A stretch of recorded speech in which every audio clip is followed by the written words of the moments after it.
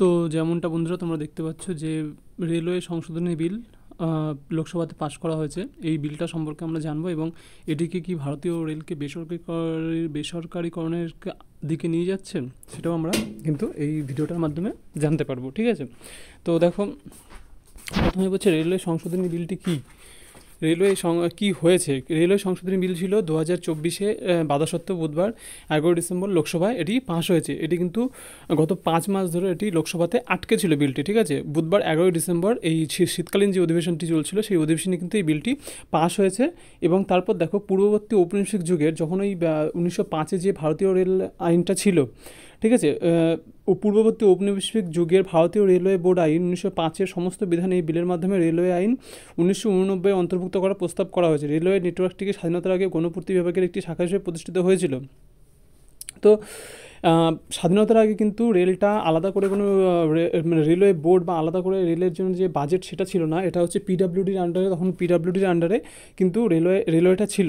যখন নেটওয়ার্কটি প্রসারিত হয়েছিল ভারতীয় রেলওয়ে আইন 1890 বিভিন্ন রেল সত্তা যথাযথ কার্যকারিতা সক্ষম করার জন্য প্রণীত হয়েছিল। এটা মানে আমাদের রেলওয়ে মন্ত্রী মিস্টার অশ্বিনী বৈষ্ণব এটা বলতে চেয়েছেন যে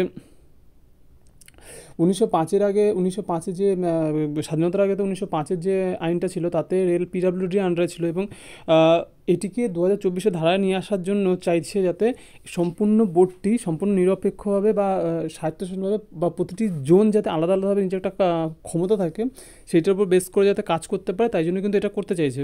শ্রী বৈষ্ণব আরও বলেন যে রেলওয়ে সংস্থাকে গণপূর্ত বিভাগ থেকে আলাদা করা হয়েছিল এবং রেলওয়ে বোর্ড আইন প্রতিষ্ঠিত হয়েছিল 1905 সালে। তাহলে এখান থেকে একটা কোশ্চেন চলে আসে যে রেলওয়ে সাধারণ মানে পিডাব্লিউডি থেকে রেলওয়ে বোর্ড কবে আলাদা হয়? 1905 সালের আইনে। এটি সমসাময়িক রেলওয়ে আইন। রেলওয়ে আইনটির হাতে যাই হোক, রেলওয়ে বোর্ড কোনো বিধিবদ্ধ অনুমোদন ছাড়া একটি নির্বাহী সিদ্ধান্তের মাধ্যমে কাজ চালিয়ে যাচ্ছে তিনি বলেছিলেন। এই জন্য এ চাইছে যে বর্তমান বিলটি রেলওয়ে আইন 1989 ভারতীয় রেলওয়ে বোর্ড অ্যাক্ট 1905 প্রস্তাবগুলিকে অন্তর্ভুক্ত করে আইনি কাঠামোকে সরল করার প্রস্তাব করেছে। এই দুটি আইনের উল্লেখ করার প্রয়োজনীয়তা হ্রাস করবে। পরিবর্তন কি? বিলটি রেলওয়ে বোর্ডকে বিধিবদ্ধ সমর্থন প্রদানের জন্য রেলওয়ে আইন এতকে কাজ করা শুরু করার অনুমোদন ছাড়াই কাজ করেছে। সংবিধান ক্ষমতা এক মিনিট